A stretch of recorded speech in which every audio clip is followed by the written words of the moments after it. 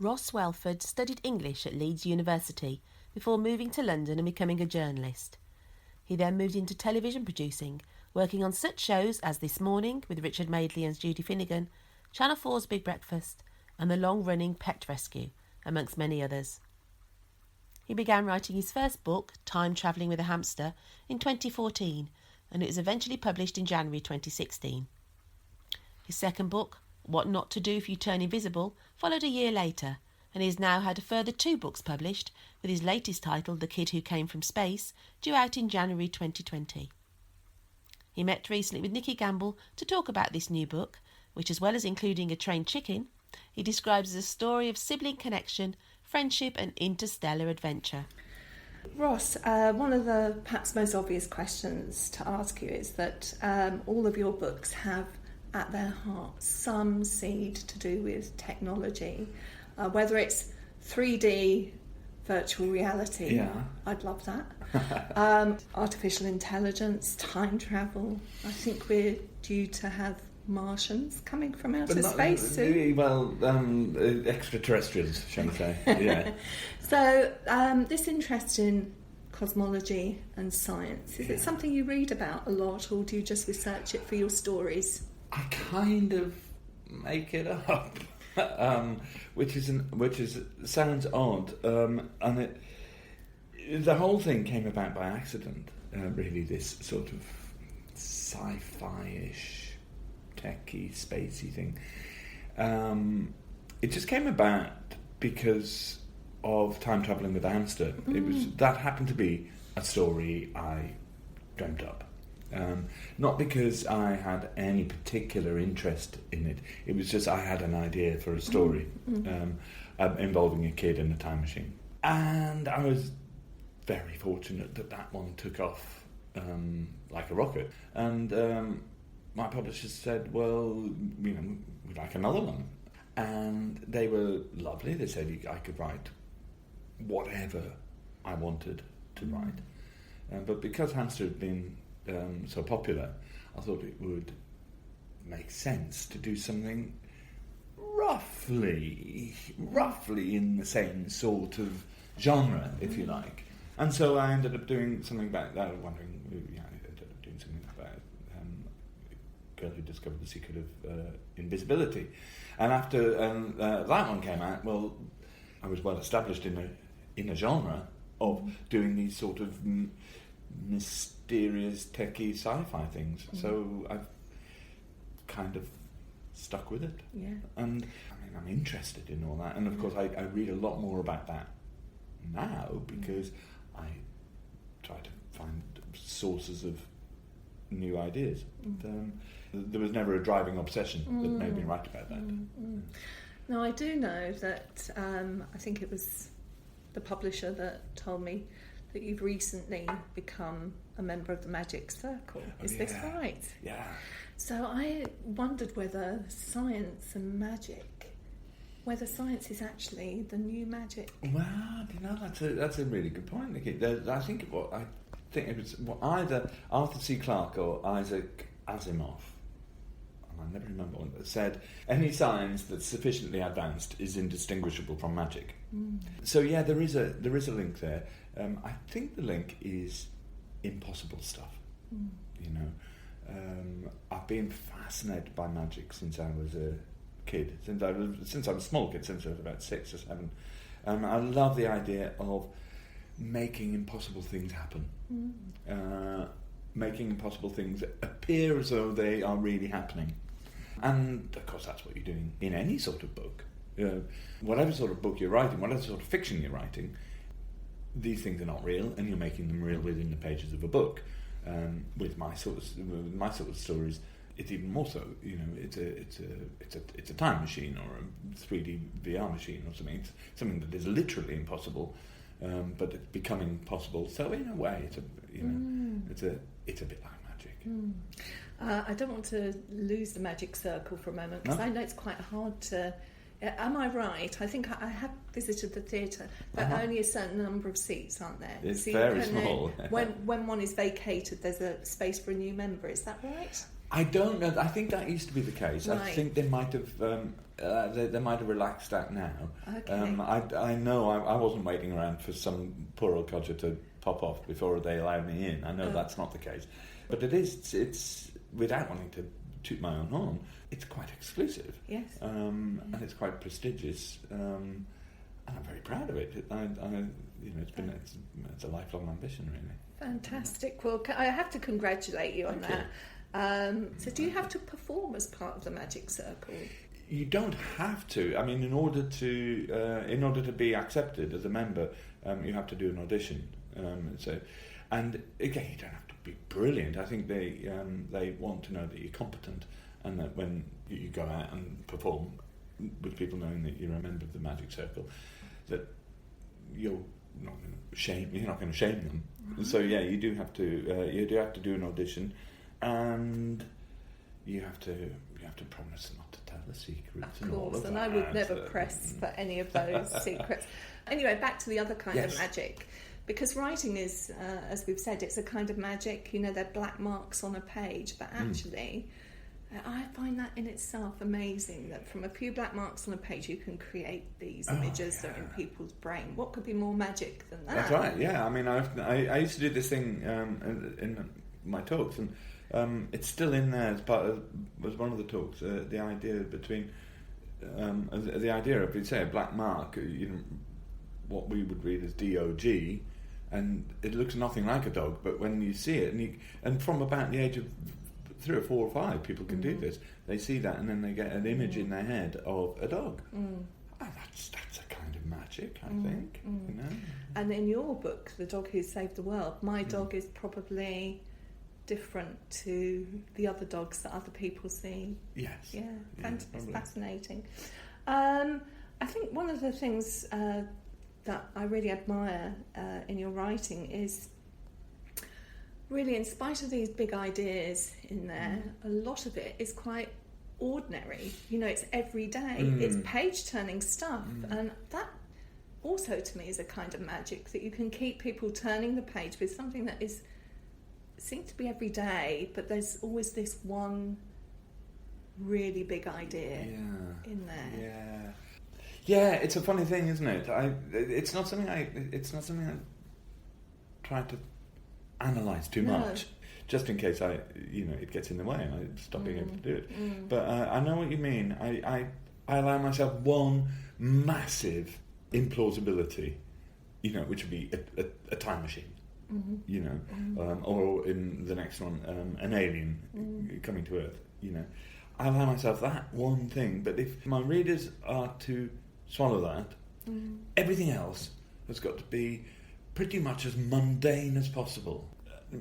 The relationships among the characters have got to be recognisable and real. Their home life has got to be real.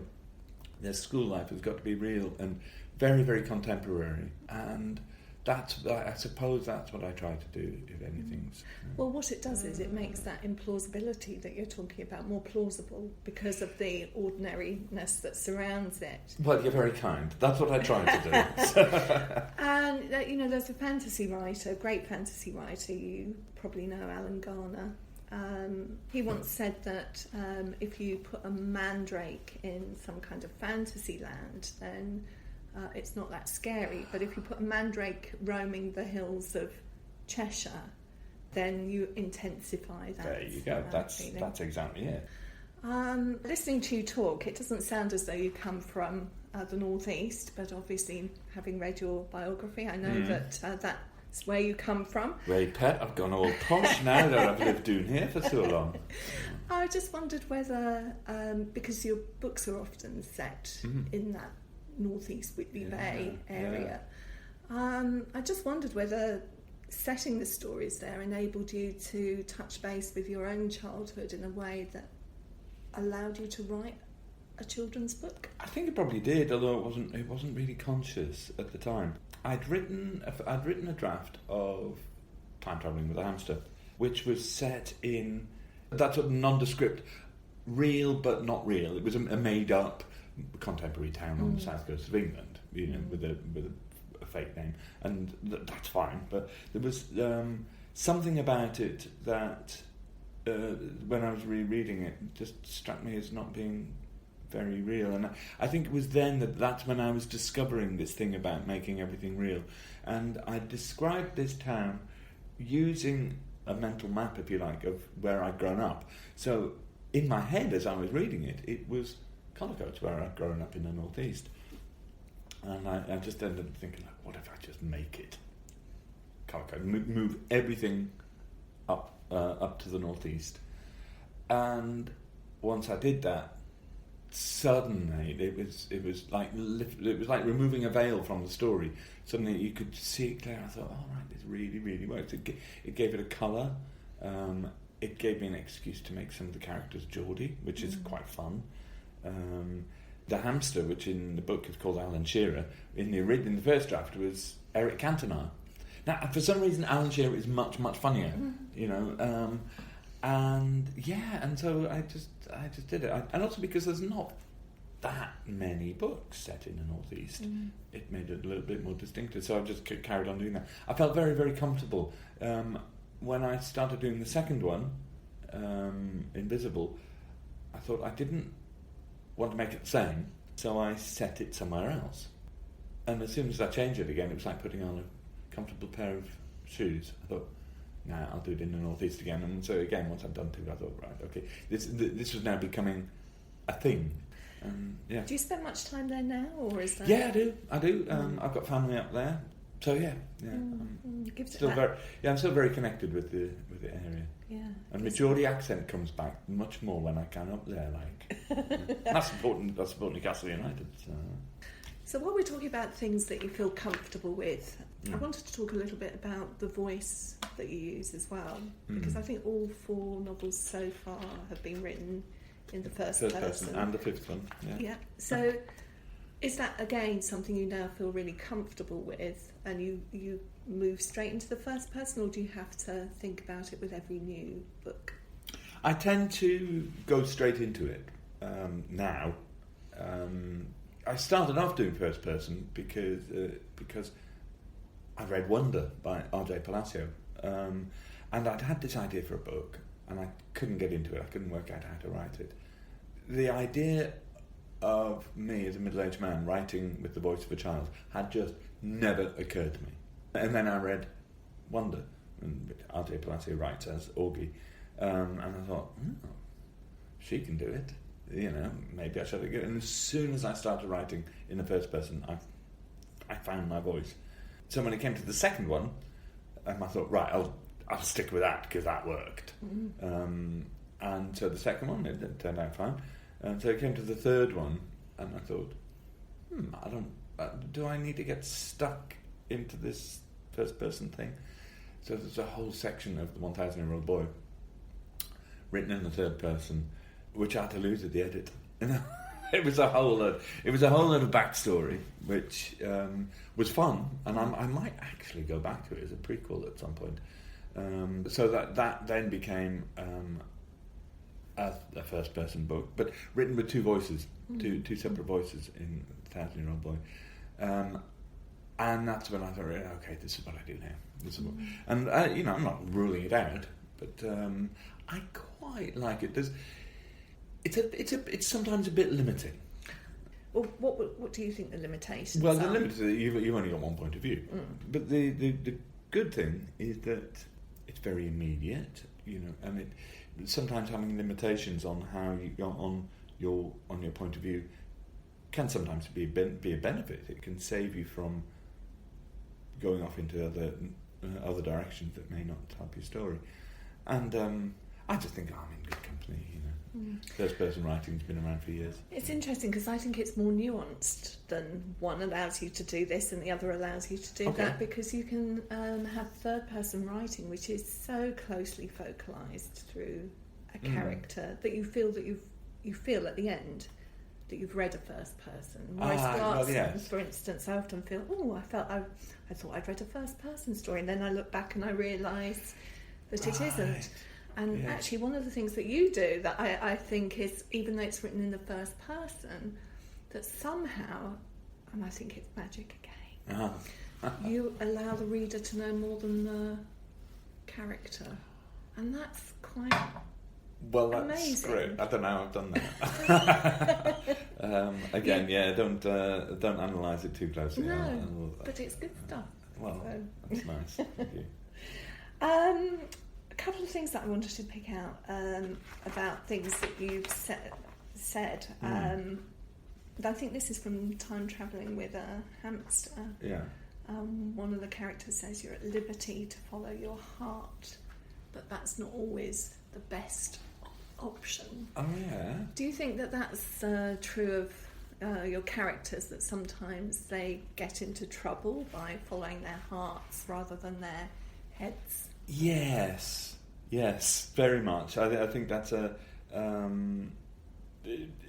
ultimately it probably should work out for them, because you want a happy ending. But I think children about 10 or 11 are it's my favourite age for children, because they're on this cusp of discovering all. Certainly in the UK, it's when we change schools. And kids of about 10 or 11, they know that they're about to stop being children.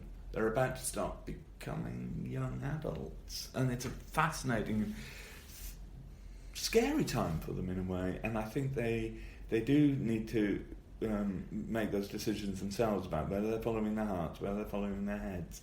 And they can make mistakes. So I think my characters often do that. Whether they follow their hearts or their heads, they can make mistakes. And I think the good thing is that normally they normally get sorted out. They sort it out, but they have to sort it out themselves. And they have to, and usually, and this is almost a cliche, if you like, of certainly children's writing, but you have to follow your heart ultimately, as long as it doesn't hurt other people. You have to do what you feel is right. And then I suppose closely related to that is the notion that you don't need a big villain for bad things to happen. No, you don't. And I love villains, but not all of my books have got the big villain. And I think what I've found is in writing books that are very, very contemporary, it's quite hard to have a true adult villain. Unless you're writing a book about, say, a typical family relationship. You might have a mother or a father, an abusive relationship within the family, which is not what I write about, really. But anybody else who has got harm of a child or children as their purpose, in the contemporary world, that's really hard to pull off, because they are genuinely evil, and they'll have the police after them, and it'll probably be getting far too dark for the sort of things that I write. So true villains like that are quite hard, I think, to pull off in a contemporary children's book. Whereas I guess in fantasy you're protected from that, as you are in fairy tales where you get your real villains, because actually it's removed from you. Yes, this is too present in exactly. many ways. Oh yeah, I mean, if you're doing things like if you're doing fantasy, you've got monsters and stuff, or the supernatural, you can have a ghost or whatever, and these are wonderful ways of exploring that. Just talking about the time in which the books are set, so The Dog Who Saved the World is set really cleverly, I thought, in a future it's not very futuristic. I mean, we've got a king, yes, and the late queen who had a corgi, so you know where we're being placed here. I'm just interested in that decision, really, for something that's very near future. That was all refined in the edit.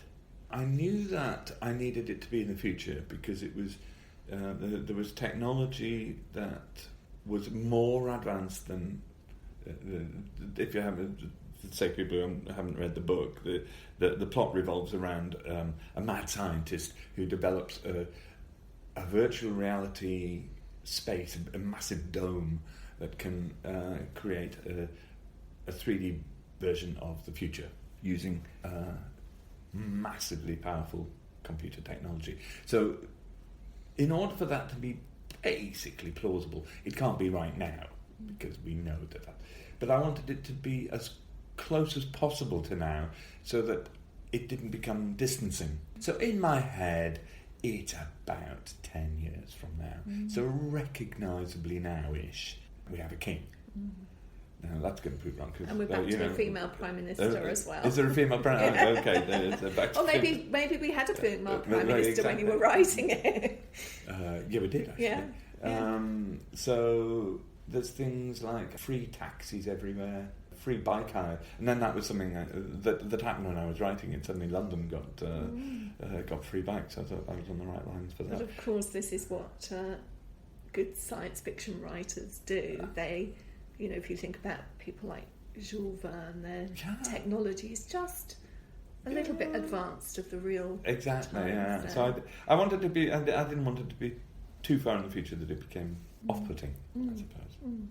So we do have a new book coming in January, and I think you're probably far enough on in the process to not feel too bad to tell us a little bit about it.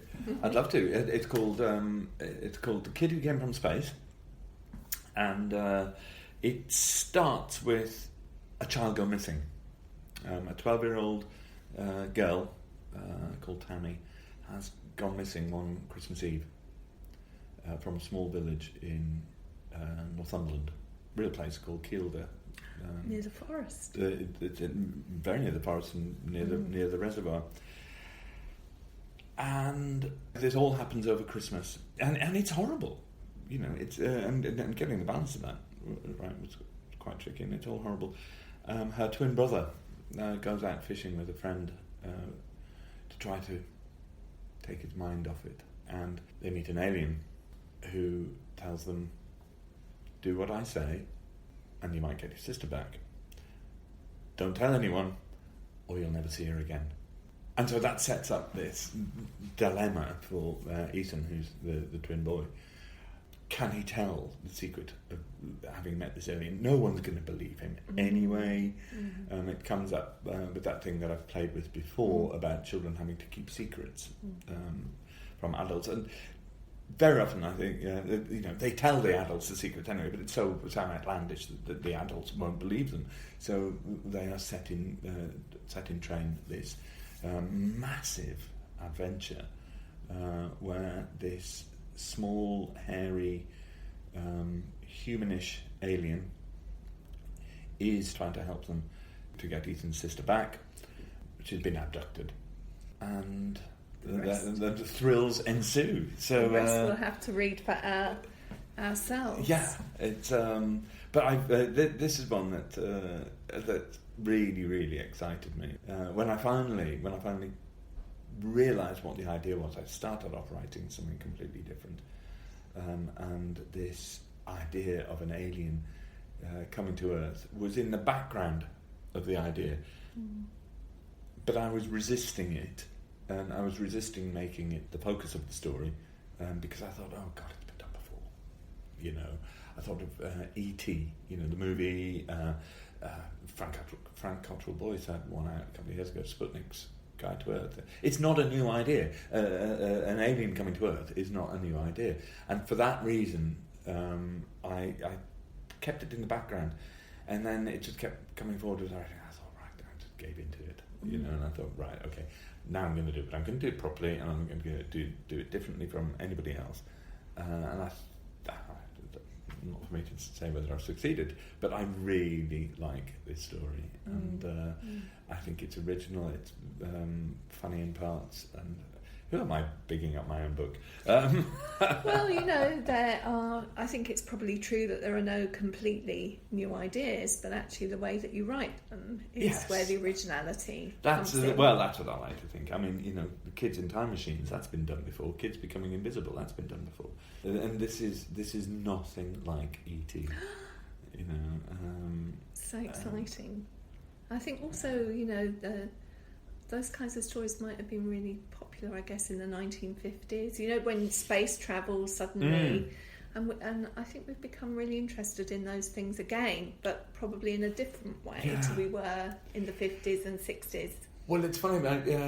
After when I submitted the first draft, my editor came back to me with a comment on one of the sections that he said I needed to look at again, and he said part of the story reminded him of the feel was of 1980s movies. He was thinking, I think, is it the Goonies and Gremlins and E.T. and that sort of thing? There was a sort of Close Encounters. Yes, maybe there was and there was quite a lot of that going on in the 80s.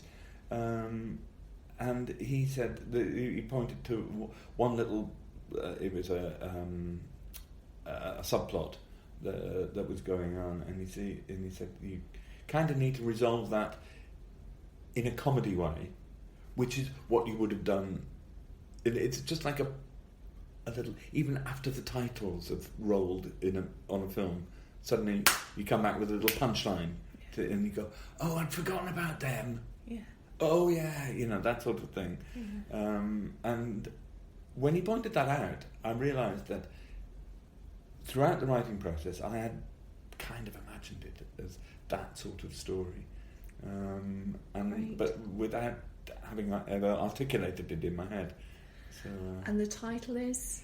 The Kid Who Came From Space. The Kid Who Came From Space. And I'm not going to ask you what your aliens look like. I can tell you. Oh, can you? Oh yeah, they are humanish, right? With covered in downy hair, with long hair on the head, very big noses because they can smell really, really well. Smell even better than human dogs. They've got 12 toes. I could describe them. Wow. But they can, with clothes, they can pass as humans. Right. If you don't look too closely, and if they shave. Okay, excellent.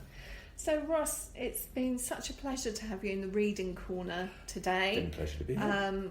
We love your books, and we can't wait to read The Kid Who Came From Space. Thank you very much. It's been lovely to be here, and thanks for having me. Thanks for listening to In the Reading Corner with Just Imagine. If you have enjoyed this podcast, you can find many more on the podcast section of our website, justimagine.co.uk, plus via iTunes or SoundCloud or your usual podcast provider. Don't forget to pass the pod and recommend this fantastic free resource to your friends and colleagues.